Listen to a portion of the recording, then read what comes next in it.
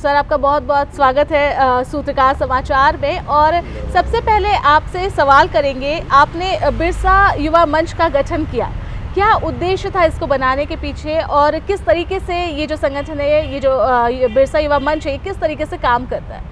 सबसे पहले तो मैं सनिग्धा जी आपको और सूत्रकार के तमाम टीमों को अपने तरफ से बहुत बहुत धन्यवाद दूंगा कि आज के समय में बहुत ज़रूरी है कि ऐसे पत्रकार समाज में आगे आएँ जिसको कि हम लोग फोर्थ स्तंभ कहते हैं। तो मैं पूरी उम्मीद करता हूं कि सूत्रकार नए साल में जनता के अपेक्षाओं पर बहुत खरे उतरेगी जी। जहाँ तक सनिग्धा बिरसा युवा मंच का सवाल है, तो मैं तो पहले बता दूं कि मैं मानता नहीं हूं कि मैं रिटायर करने के बाद शुरू किया। मैंने अपने जीवन की पहली इनिंग समाप्त किया और कोशिश किया कि पहली इनिंग में हर बॉल पे अच्छा प्रदर्शन करूं। अपने सेकंड इनिंग में सबसे पहले पाठशाला दर्शन का कार्यक्रम शुरू किया। पाठशाला दर्शन जो मेरा एक मिशन था कि युवाओं को, सरकारी स्कूल में पढ़ने वाले युवाओं को कैसे एसेट में बदला जाए। तो मैंने 9th-10th के बच्चों को टारगेट करके और पाठशाला दर्शन शुरू किया। उसका उद्देश्य यही था कि कैरियर चुनने के लिए बच्चे के लिए 9th-10th बड़ा इम्पॉर्टेंट है। बिल्कुल 9th-10th में अगर कोई अपना लाइफ का गोल सेट करता है तो वो अपना गोल अचीव कर सकता है जी। हमारे यहाँ युवा ग्रेजुएशन तक गोल ही नहीं सेट कर पाते हैं। बिल्कुल, ये तो युवा लाइबिलिटीज में बदल गया है, सोसाइटी के लिए, समाज के लिए और देश के लिए। तो ये पहला कार्यक्रम चल रहा है, अभी भी चल रहा है। ये पूरे कोल्हान में हम शुरू किए थे। उसी दौरान हम लोगों को महसूस हुआ कि भगवान बिरसा झारखंड के ट्राइबल और नॉन ट्राइबल सभी के लिए एक आदर्श हैं। तो क्यों नहीं इनके नाम पर एक ऐसा मंच बनाया जाए युवाओं के लिए जिसमें कि ट्राइबल और नॉन ट्राइबल सभी समुदाय के युवाओं को एक मंच प्रदान किया जाए। बिल्कुल, क्योंकि जैसे आपने युवाओं की बात की तो सबसे पहले दिमाग में जो बातें आती है, बिहार से अलग होने के बाद झारखंड राज्य का गठन हुआ है और तब से एक जो बड़ा मुद्दा युवाओं ने उठाया है या युवाओं का यहाँ पर रहा है, वो बेरोजगारी है। सरकार ने इसके लिए कई बार सरकार ऐलान करती है। अब फिलहाल हमारी सरकार ने भी ऐलान किया था, फिर उन्होंने 2023 को नियुक्ति का वर्ष कहा है।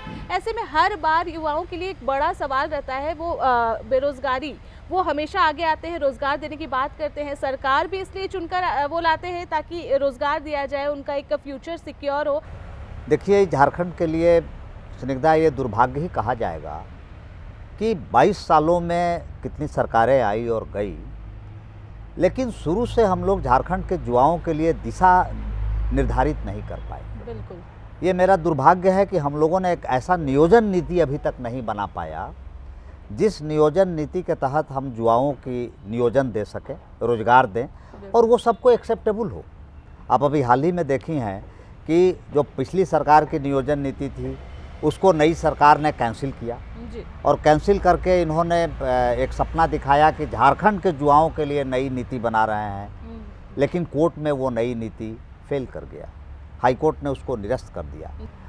तो ये बहुत ज़रूरी है कि सरकार एक ऐसी नियोजन नीति बनाए जो अनकॉन्स्टिट्यूशनल नहीं हो जी, जो कॉन्स्टिट्यूशनल हो और रियली युवाओं के फ़ायदेमंद का हो और उन यहाँ के युवाओं को लॉलीपॉप दिखाने की बजाय रियल में युवाओं को नियुक्ति पत्र मिले। झारखंड में क्राइम काफ़ी हमेशा से बढ़ा हुआ रहा है और अभी हाल फिलहाल की बात करें, चाहे सरकार वो सदन पे बात उठाए या लोग सड़कों पर निकले, क्राइम रेट्स में कमी नहीं आ रही है, प्रशासन का खौफ नहीं है, टाइम टू टाइम ये बढ़ते नज़र आ रहा है।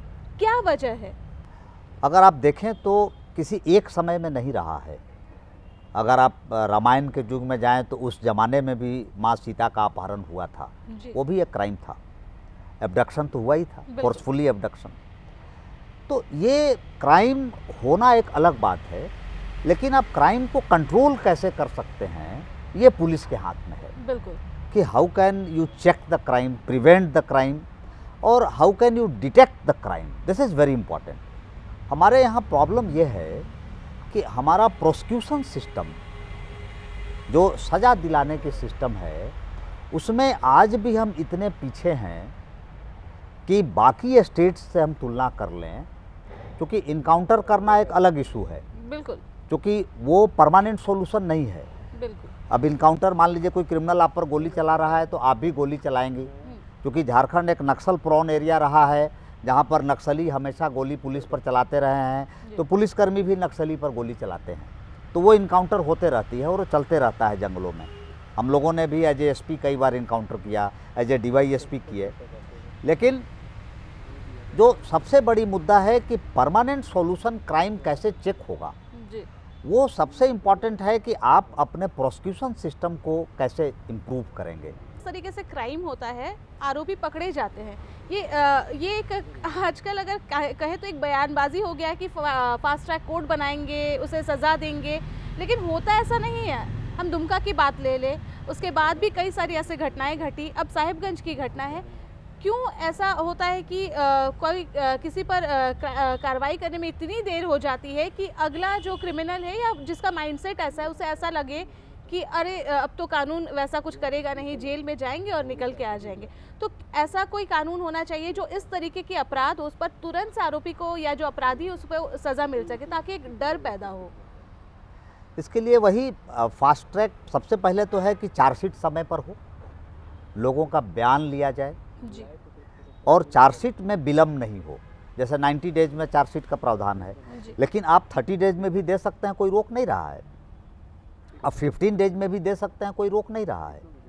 दूसरा सबसे इम्पॉर्टेंट है साइंटिफिक इन्वेस्टिगेशन, क्योंकि अक्सर हाँ आप देखिएगा कि जो गवाह हैं वो हॉस्टाइल हो जाते हैं, कोर्ट में जाकर का इधर मैनेज हो जाते हैं या हॉस्टाइल हो जाते हैं। तो ये बहुत ज़रूरी है कि आपका इन्वेस्टिगेशन साइंटिफिक हो। आप जब तक साइंटिफिक इन्वेस्टिगेशन नहीं करेंगे, अभी हमारे यहाँ ज़्यादा इन्वेस्टिगेशन मैनुअल है, मैनुअल बेस्ड है। गवाह गवाही दिया, वो 4 आदमी का गवाही आप लिखे, उसके आधार पर आप चार्जशीट कर दिए, लेकिन वो आपका गवाह जाके कोर्ट में बदल गया कि हमने तो ये बोला ही नहीं था, ये थाना प्रभारी अपने मन से लिख लिए हैं। तो इससे हमारा फेल हो जाता है जी। इसीलिए ज़रूरी है खास करके रेप केसेज में या जो हीनियस क्राइम्स हैं कि उसमें प्रॉपर फॉरेंसिक को घुसाया जाए, प्रॉपर एविडेंस कलेक्ट किया जाए, प्रॉपर सीजर बने और साइंटिफिक एविडेंस को कोर्ट में पेश किया जाए, ताकि गवाह हॉस्टाइल भी हो तो कन्विक्शन में कोई प्रॉब्लम ना हो। राज्य में ट्रैफिक के जो हालात है, ये कहा जा रहा है कि राज्य को बेहतर बनाने के लिए फ्लाईओवर्स बनाए जा रहे हैं, लेकिन ट्रैफिक व्यवस्था बहुत ख़राब हो जा रही है, जिससे आम लोगों को काफ़ी परेशानी हो रही है। तो क्या इससे सुधार के लिए क्या किया जाना चाहिए था, या फिर आगे भी क्या किया जा सकता है इस पर? कि ट्रैफिक एक ऐसा मुद्दा है जिसे केवल पुलिसिंग से ठीक नहीं किया जा सकता है। ट्रैफिक के 4 स्तंभ हैं। जी। सबसे पहले इंजीनियरिंग, इंफ्रास्ट्रक्चर, लोगों का एजुकेशन एंड फोर्थ में आता है प्रोसिक्यूशन। प्रोसिक्यूशन मतलब जो आप फाइन देखती हैं कि हेलमेट वाले को पकड़ लिए तो गाड़ी वाले को पकड़ लिए। आई एम सॉरी टू से कि हमारे स्टेट में बाकी 3 चीज़ों को हम लोग छोड़ दिए हैं और सबसे जो लास्ट वाला मुद्दा है उसी को पकड़ रहे हैं। बिना हेलमेट को फ़ाइन करना, गाड़ियों को फ़ाइन करना, लोगों को हरास करना, ये सबसे फोर्थ में आता है। तो सबसे पहला ज़रूरत क्या है, आपको इंफ्रास्ट्रक्चर डेवलप करना ट्रैफिक सुधारने के लिए। मैं एक छोटा एग्जाम्पल दूंगा।